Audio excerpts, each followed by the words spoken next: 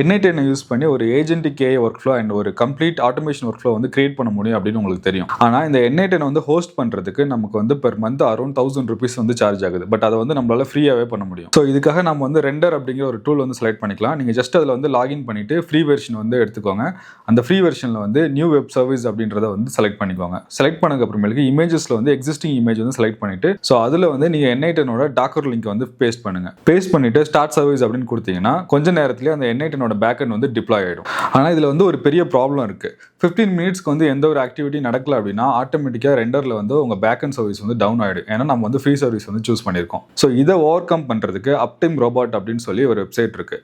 அதில் வந்து நீங்கள் இந்த N8N ஹோஸ்டிங் வெப்சைட்டை கொண்டு போய் போட்டிங்க. ஸோ அது வந்து எவ்ரி 5 மினிட்ஸ் ஒன்ஸ் வந்து இந்த வெப்சைட் வந்து பிங் பண்ணிட்டு இருக்கும். ஸோ இதனால உங்கள் N8N சர்வர் வந்து டவுன் ஆகாது. அண்ட் இந்த N8N டாக்கர் லிங்க் வந்து இந்த வீடியோட டிஸ்கிரிப்ஷன்லையும் ஃபர்ஸ்ட் கமெண்ட்லையும் கொடுத்துருக்கேன். செக் பண்ணி பாருங்க. அண்ட் இந்த மாதிரியான AI ரிலேட்டட் இன்ஃபர்மேஷனுக்கு மறக்காம என்னைய ஃபாலோ பண்ணிக்கோங்க.